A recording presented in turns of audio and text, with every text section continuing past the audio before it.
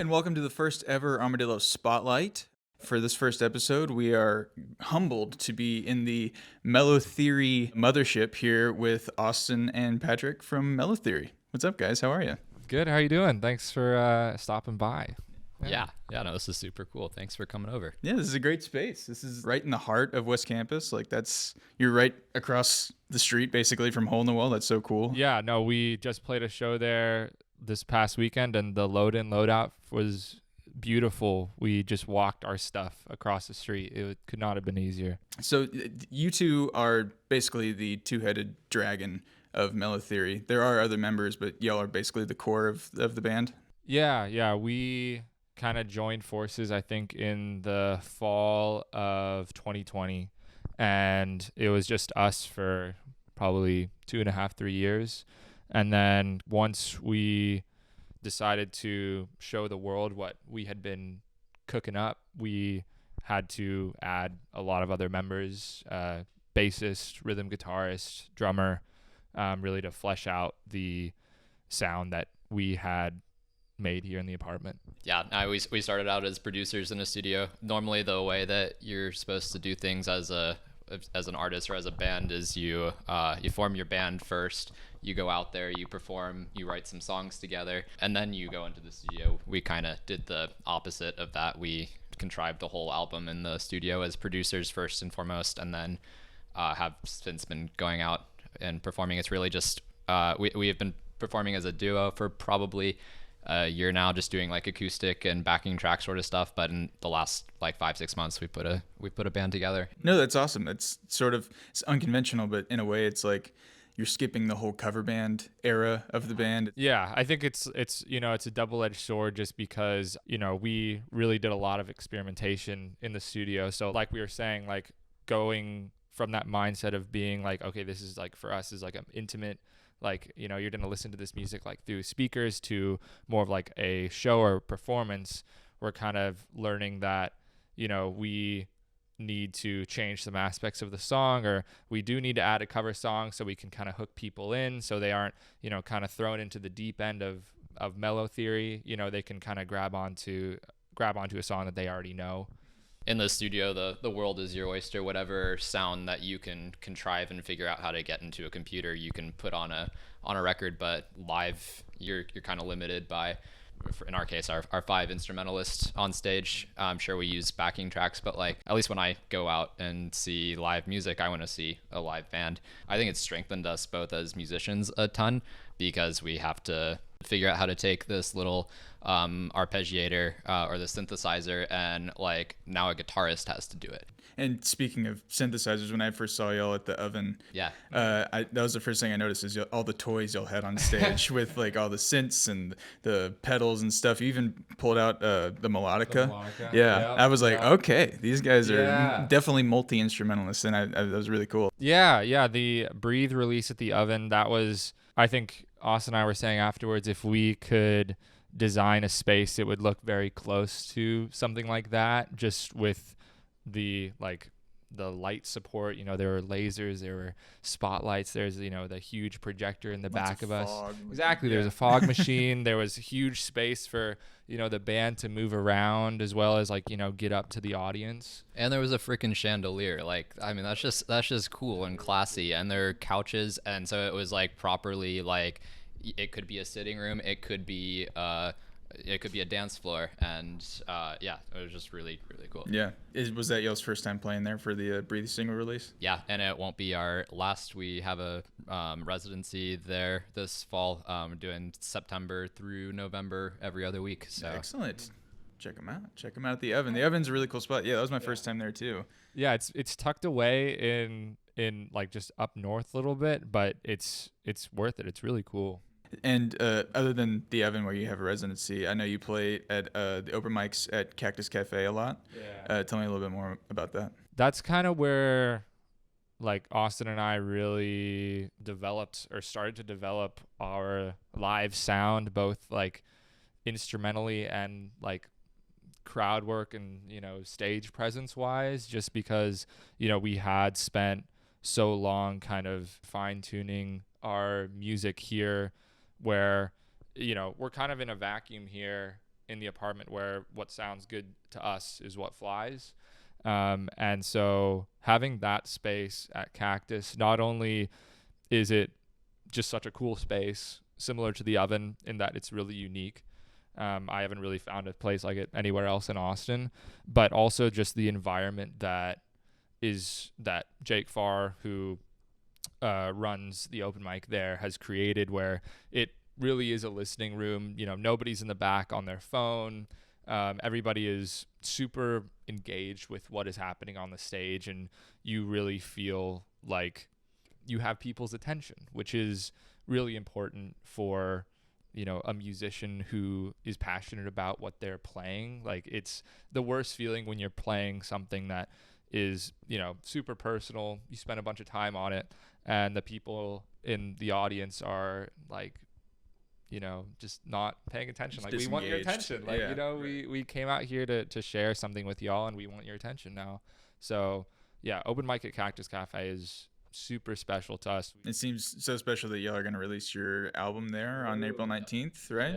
Yeah. No, I mean, that's why we picked the place. It is such a cool venue. It's a proper listening room, which are, I mean, it's rare these days. There are tables and chairs that you can sit down at. It's like a New York jazz club, and it sounds amazing in there, which is also super important to us. That's why we keep going back, even if most of the time we don't even go there to perform. We just go there to hang out, be amongst other songwriters and people who appreciate it. And I've read before that you guys, whenever you will write a new song, you have to make sure it passes the singer-songwriter vibe check. What's the criteria for that? What would make something pass that vibe check? If you could enjoy it with just a vocal and a piano, guitar accompanying it, just that means that the like fabric of the song is good enough that like it doesn't matter how we produce it. Yeah, because I think that sort of method of making sure that it passes that benchmark kind of, at least to me, came very much of an afterthought, just because when I'm writing, like, it's very much of like a stream of consciousness. Like, you know, sometimes I kind of have to do like a self-analysis on like what did that mean? Like, what did that line that I just wrote, what does that actually mean to me? Do most songs happen on a piano or a guitar? Like, which one do you usually write on more? I do most of my writing on a guitar. I've definitely come up with stuff on the piano. I'm just way more fluent in guitar, so it's a lot easier for me to mess around and find out and like experiment. But definitely play on the piano. In fact, that I don't know the piano nearly as well as Patrick can sometimes be a really great creative constraint. Yeah, I'd say it's an even mix for me. I just like, I get bored really easily, and so I'll just go through like, you know, a 2 or 3 month period where I'm writing a bunch on the guitar, and then I'll just get bored with it, and I'll switch to the piano and just go back and forth. Right now I'm definitely in a piano phase, but I'm sure like by the end of May I'll be like, I don't want to do this anymore. Like, I want guitar. Yeah.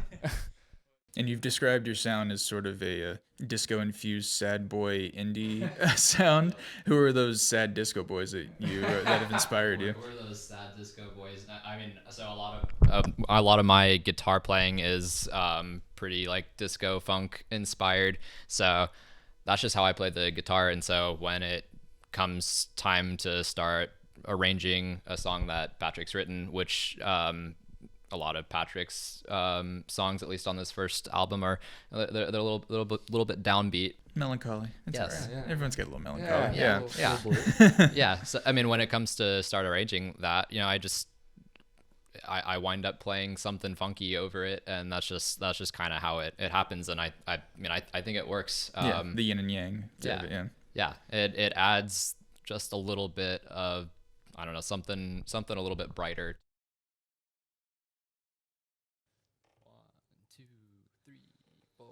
Bygones in the shadows of my yesterday. I'm driving past graffiti park, my hands start to shake. The mountain time is making me feel sideways. The past life's memory is all that keeps us going. But you breathe in, and I'll breathe in too.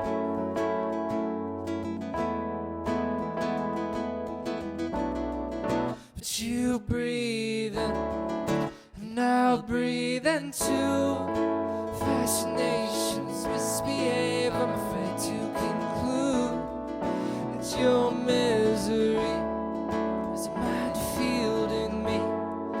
It's hard to find my tipping point, like punching in dreams.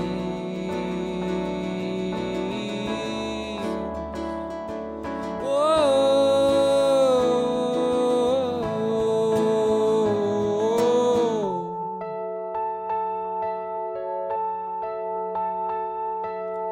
Nursing back the broken heart of trying. Jet black silhouettes that show what this all could be. Choking on the absent-minded longing. Kaleidoscoping disbelief got just inside me.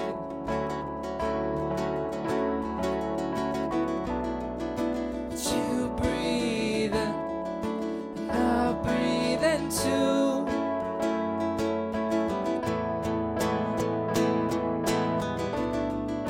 But you breathe in, and I'll breathe in too. Fascinations misbehave, I'm afraid to conclude that your misery is a minefield in me. It's hard to find my tipping point, like punching in dreams. In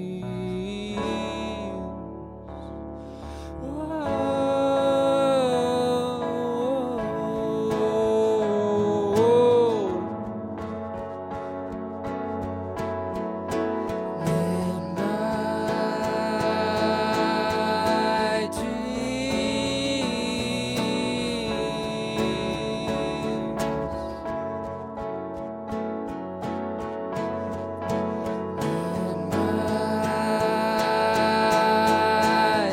dreams, oh.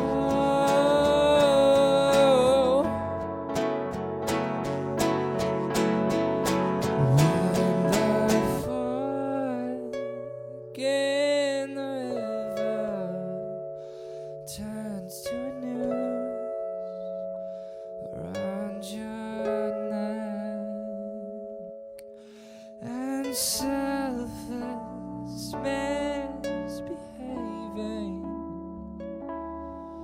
getting lost inside my head. And if I could have just one more night to know, think I could recognize and see my light of what they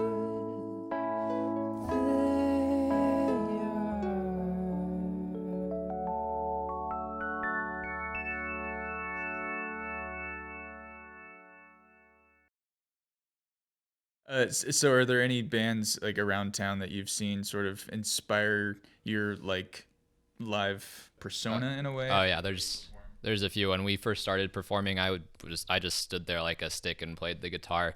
Then there's this really cool guitarist, Phoenix Steel Knight of Audio Sex Drive. That's his project. One day I'm just walking past a food truck park where he's performing, and my God, he should not be performing in a food truck park. He's way too good.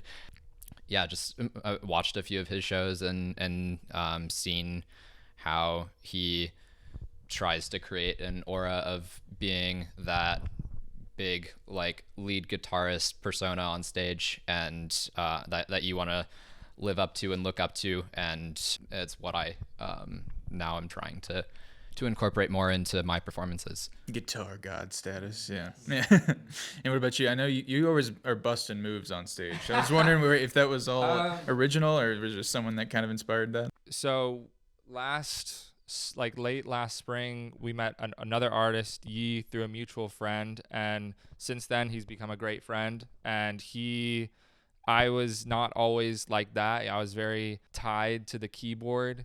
The keyboard was safe, the keyboard was secure. And so Yi came over just like late one night on like a freaking Wednesday night, and he was just like, do your set, I'm gonna critique it right now. And he gave us just really, really good, honest feedback. Where it was just like, I am bored. Very honest. I'm really, really bored right now. You need to be way more entertaining. You need to move. And I think that, like, I'm very much in a phase of my life where I'm like, you need to be honest with me. Like, don't lie to my face. Like, don't be nice. Like, just like, I don't want to waste my time right now. Like, just be honest. Like, what do you think? And just trust that I will do something positive with that, you know?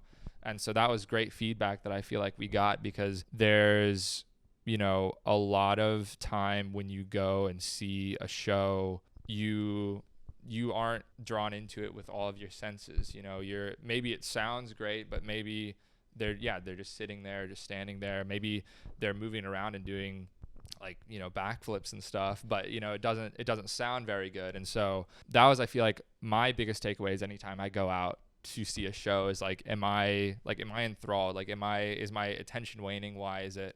And so, yeah, the feedback that we got from Yi, as well as just continuous feedback that we'll get, like, from our friends and family whenever they come out and see our show, is like, don't do that, that was awkward.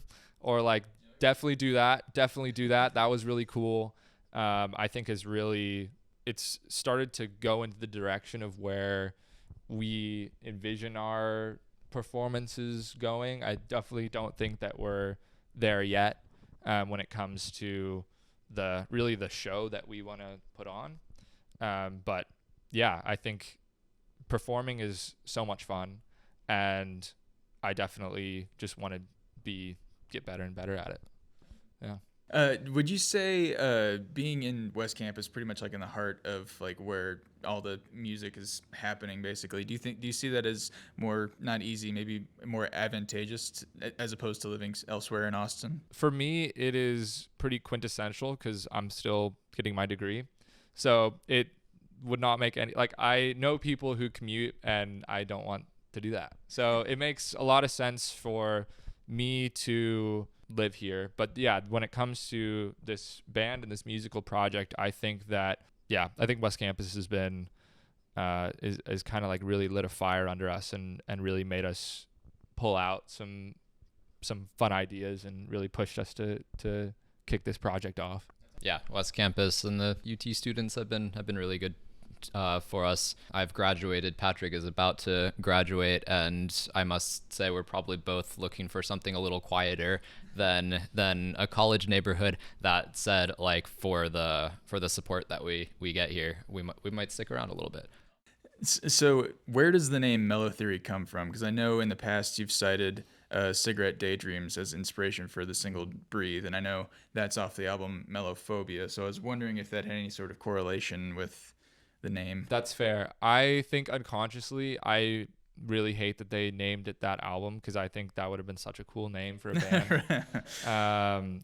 I don't know. I think we were just like spitballing ideas, and we were just writing this album that was really just like a collection of songs that, you know, Austin and I had written that weren't meant for people, like, but now that it was. So like we kind of wanted a name that just was like thematically on brand, but also up to interpretation, and also just like sounded cool. It was like fun to say.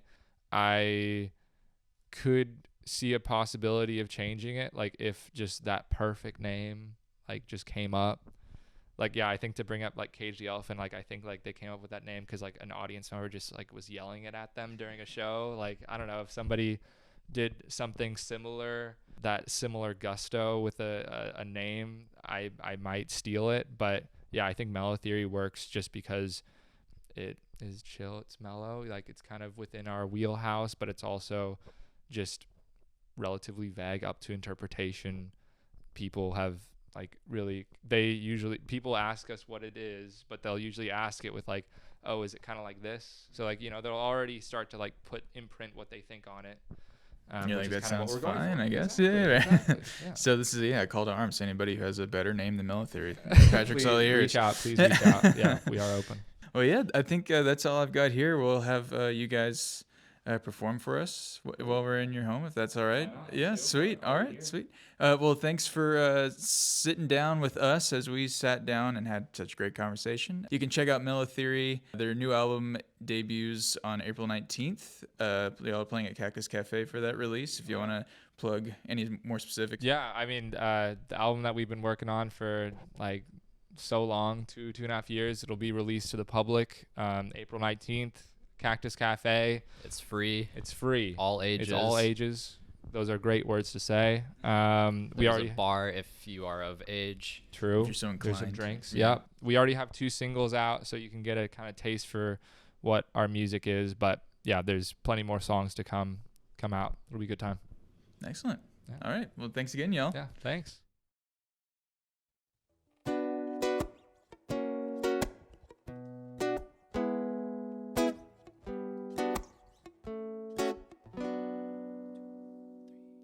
Oh, if talk is cheap, then why won't you spend it all on me? But you don't see that I think these things when I'm talking to myself. And I see your hand sitting next to mine, and my mind pantomimes a crime of inching over to you. Say it's rogue to fool you, but I snap back to matters of fact. And I still can't ever tell why I feel better when I'm tossing and turning at 4 in the morning than when I'm with you. 'Cause it's God's sick, guilty pleasure to make you my only treasure. I can't keep forgetting how you make my head spin when I'm with you.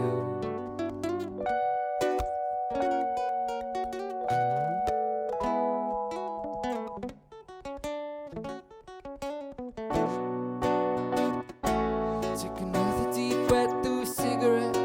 Staring at the stars, asking why we ever met. Existential sleeping, potential meanings meander through my head. A cool glass of water to calm me down. A fool who dies the deepest bound to drown. And over-contemplated, overcomplicated, feeling about you. And I still can't ever tell why I feel better when I'm tossing and turning at 4 in the morning than when I'm with you.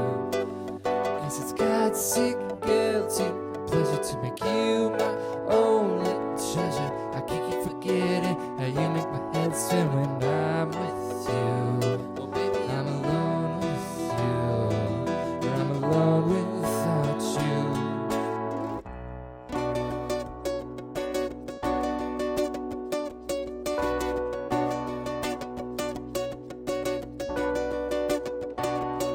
If you're oblivious whenever I'm around you, or if it's serious to learn all about you, we'll never play the game. It's never said a name. It's not real. I wanna listen to the voice inside your head. I'm clipping my wings and desires unfold. I'm starving, baby. One day maybe I'll tell you. I still can't ever tell why I feel better when I'm tossing and turning at 4 in the morning than when I'm with you.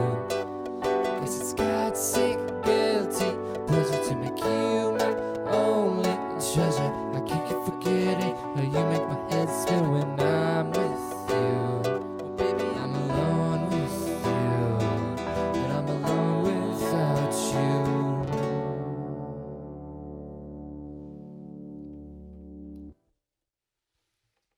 Yippee! Yippee! No. One and done. No. Sweet. Thank you.